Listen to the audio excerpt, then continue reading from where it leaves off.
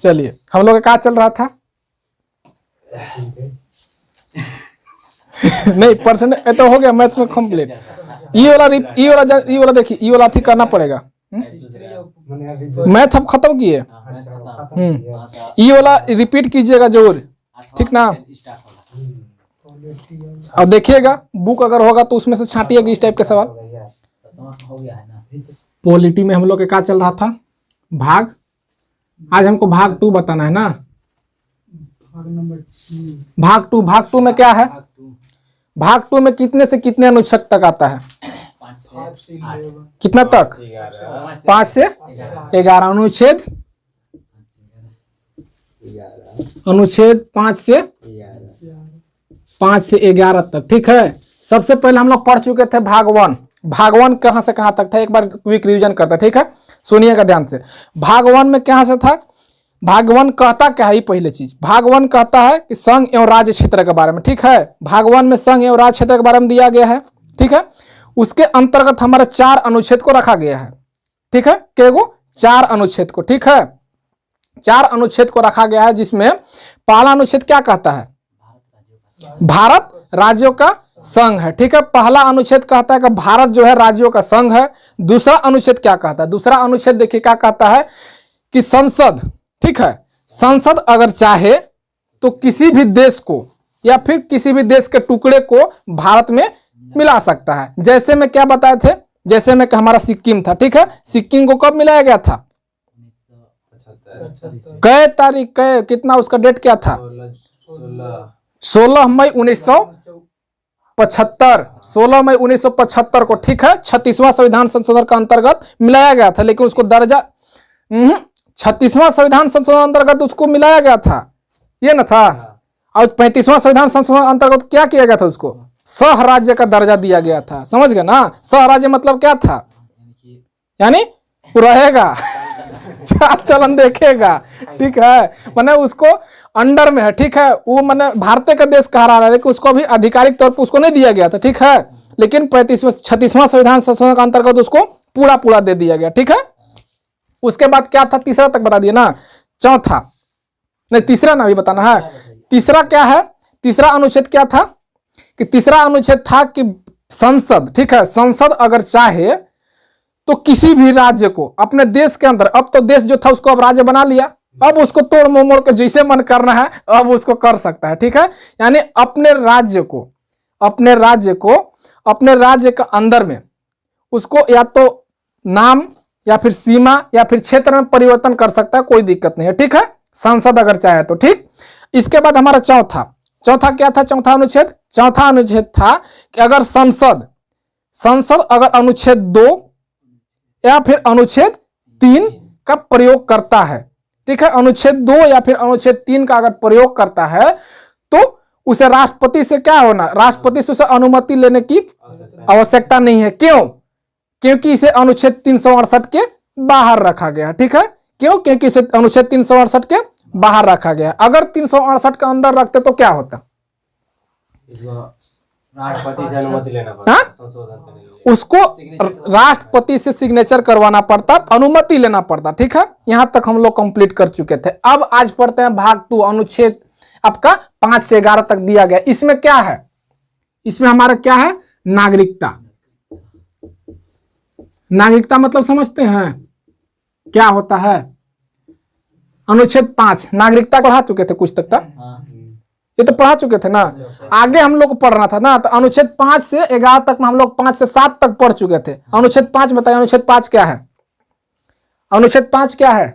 अनुच्छेद 5 कहता है कि संविधान प्रारंभ से, यानी संविधान प्रारंभ में दी गई क्या? नागरिकता, ठीक है। संविधान प्रारंभ में दी गई नागरिकता था किसमें? अनुच्छेद 5 में, ठीक है। और इसका तो हम बता दिए थे, इसलिए इतना डिटेल में नहीं जाएंगे, कहे कि लंबा फिर क्लास हो जाएगा ना। अनुच्छेद 5 में क्या है कि संविधान प्रारंभ में दी गई स्वतंत्रता, यानी नागरिकता, स्वतंत्रता, ठीक है, नागरिकता, ठीक है। अनुच्छेद आपका 5 में है कि अनुच्छेद आपका संविधान प्रारंभ में दी गई नागरिकता। अनुच्छेद 6 क्या कहता है? अनुच्छेद 6 क्या था? कि पाकिस्तान से आए हुए लोगों की नागरिकता, ठीक है, पाकिस्तान से आए हुए लोगों की नागरिकता, ठीक है। उसके बाद अनुच्छेद 7 क्या था? अनुच्छेद 7। स्वतंत्रता के बाद से पाकिस्तान से आए लोग, हाँ, स्वतंत्रता के बाद, ठीक है, स्वतंत्रता के बाद अगर भारत से, मतलब जैसे कि भारत से क्या हुआ था उस समय के लोग कि भारत से पाकिस्तान चला गया। जब स्वतंत्र होने लगा था, संविधान जब बनने लगा तो सब समझ गया कि अब अलग हो जाएगा देश, विभाजन हो जाएगा। तो लोग कुछ कुछ क्या किया, मुस्लिम चाहे उस टाइप के लोग थे कि चलो अब हम लोग अपना अथी में चलते हैं, चल दिया मतलब पाकिस्तान में। लेकिन वहां जब मार काट होने लगा, वहां का हकीकत जब सबके पता चला तो क्या किया कि फिर वहां से कि नहीं, यहाँ से बढ़िया हम लोग भारत में है, तो उन लोग चला आया, तो उन लोग को नागरिकता मिलनी चाहिए। तो उसके आधार पर था कि अगर जो पाकिस्तान चला गया हो स्वतंत्रता से बाद, अब फिर स्वतंत्र होने के बाद अगर भारत आया हो फिर से, तो उसको नागरिकता दी जानी चाहिए। किसके अनुच्छेद, किसके तहत? अनुच्छेद 7 के तहत। ठीक है, आज हमको पढ़ना है अनुच्छेद 8। यहां से हमको इंपोर्टेंट हो जाता है। ठीक है, वो उस समय के तत्कालीन कार्यान्वयन के लिए किया गया था। अब हमारा अनुच्छेद 8, अनुच्छेद 8 क्या कहती है, देखिए अनुच्छेद 8 क्या कहती है। ठीक है, अनुच्छेद 8 कहती है कि भारत के बाहर, ठीक है, भारत के बाहर रह रहे बच्चों, ठीक है, भारत के बाहर रह रहे बच्चों को उसके अगर उसके माता पिता अगर भारतीय हो तो उस आधार पर क्या उसको नागरिकता दिया जा सकता है। ठीक है, जो मतलब कोई भी बच्चा, जैसे कि कोई भी मतलब बच्चा चाहे कोई भी व्यक्ति अगर भारत के बाहर रह रहा है, ठीक है, तो उसके माता पिता के आधार पर भारत में नागरिकता दिया जा सकता है। अनुच्छेद 8वां कहता है। ठीक है, इसको लिखेंगे। अनुच्छेद 8वां क्या कहता है? कहता है कि अगर भारत के बाहर कोई बच्चा रह रहा हो तो उसके माता पिता के आधार पर नागरिकता दिया जा सकता है। जो अगर क्यों मतलब अर्थात में आपका क्या, अगर उसके माता पिता अगर भारतीय हो, ठीक है, माता पिता उसका भारतीय होना चाहिए, नहीं कि माता पिता भी बाहरी के है। ठीक है, माता पिता बाहरी के है ऐसा नहीं, सब उधर का नहीं होना चाहिए, या तो माता या तो पिता उसका भारतीय होना चाहिए। ठीक है, अनुच्छेद 8वां यह कहता है। अनुच्छेद 9वां क्या कहता है? अनुच्छेद 9वां, अनुच्छेद 9वां, अनुच्छेद 9वां क्या कहता है कि विदेशी नागरिकता लेने पर भारत की नागरिकता समाप्त कर दिया जाएगा। मतलब क्या, इसे क्या समझते हैं आप लोग? और कोई देश अगर दोनों देश के नागरिकता नहीं मिल सकता है, हाँ, मतलब ये अगर कोई भी देश, जैसे कि हमारा अभी भारत में किसको हम उदाहरण के ले लें, जैसे कि सानिया मिर्जा, सानिया मिर्जा अभी भारत का नागरिक है कि नहीं है? है, रह रहा है विदेश। उसका शादी कहाँ हुआ? उसका पाकिस्तान में शादी हुआ है। कहाँ, केकरा से? शोएब मलिक से हुआ है ना।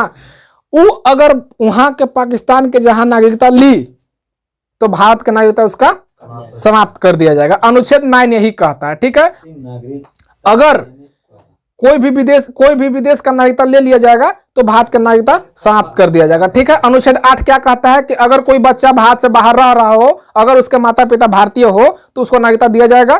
ठीक है, अनुच्छेद उसके बाद क्या है? अनुच्छेद 9वां कहता है कि कोई भी व्यक्ति अगर विदेशी नागरिकता ग्रहण करता है तो भारतीय नागरिकता समाप्त कर दिया जाएगा। ठीक है, यह रहा 9वां। अनुच्छेद 10वां, अनुच्छेद 10, अनुच्छेद 10 क्या कहता है? अनुच्छेद 10वां कहता है कि कोई भी व्यक्ति को, कोई भी व्यक्ति का नागरिकता तब तक समाप्त नहीं किया जा सकता, तब तक समाप्त नहीं किया जा सकता जब तक कि वह देश विरोधी, जब तक कि वह कोई देश विरोधी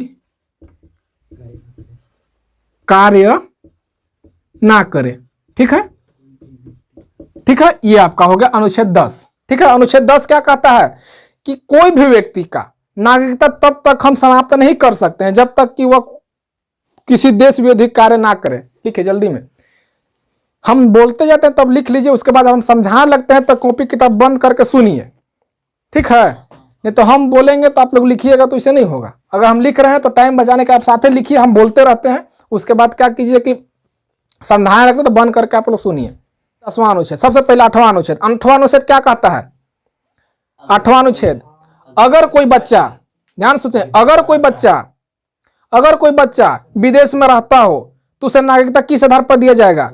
और उसके माता पिता भारतीय होना चाहिए। ठीक है। अनुच्छेद 9 क्या कहता है? अनुच्छेद 9 कहता है कि कोई भी व्यक्ति का नागरिकता कब उसको समाप्त कर दिया जाएगा अगर विदेशी नागरिकता वो लेता है तब। ठीक है। उसके बाद 10वां अनुच्छेद क्या कहता है? अनुच्छेद 10वां क्या कहता है कि कोई भी व्यक्ति अगर नागरिकता तब तक समाप्त नहीं किया जाएगा, उसका मतलब नागरिकता तब तक समाप्त नहीं किया जाएगा जब तक वह देश विरोधी कार्य नहीं करता है। अब हम कैसा काम करेंगे कि देश विरोधी हो जाएगा? कोई क्या आइडिया? देश विरोधी काम संविधान की करना, जैसे कि बोलिए। जैसे मैं देखिए ऐसे देखिए मान लीजिए, देखिए वो बाहरी कुछ मतलब देश विरोधी मतलब का कि अपना देश का मतलब वो मर्यादा को बोल जाना कुछ, जैसे कि हमारा पाकिस्तान के साथ युद्ध हो गया। ठीक है। पाकिस्तान और भारत की युद्ध हो गया, भारत और पाकिस्तान के। अब भारत और पाकिस्तान की युद्ध हुआ तो यहाँ क्या करेगा? पाकिस्तान की जय। तो ये हुआ देश विरोधी, सब दूसरा देश का सपोर्ट कर रहा है, आपका दुश्मन देश का सपोर्ट चाहे उस टाइप से हुआ ना, तो ये हुआ देश विरोधी। तब क्या किया जाएगा? उसकी क्या किया जाएगा? उसकी नागरिकता छीन लिया जाएगा। ठीक है।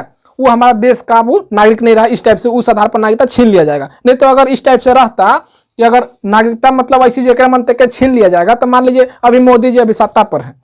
ठीक है।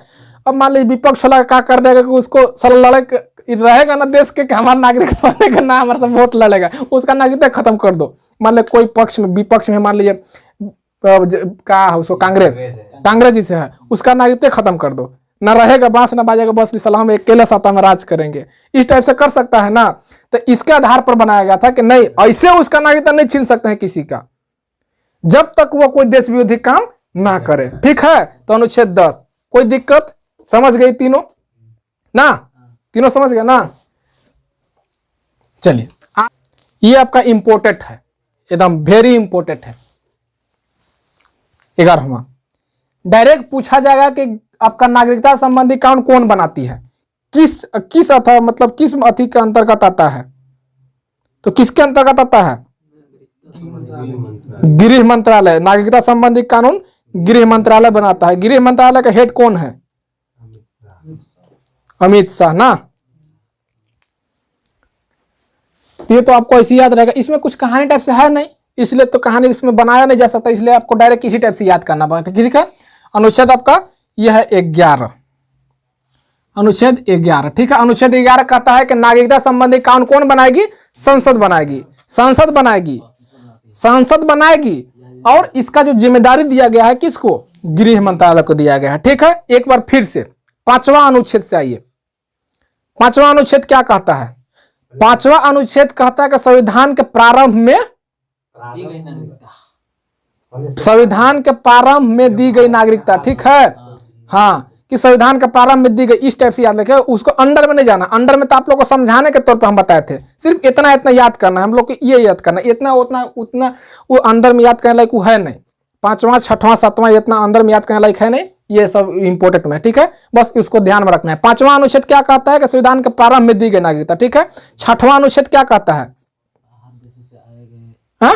बाहर नहीं, पाकिस्तान ले लीजिए कि पाकिस्तान से आए हुए लोगों की नागरिकता। ठीक है। उसके बाद 7वां अनुच्छेद क्या कहता है?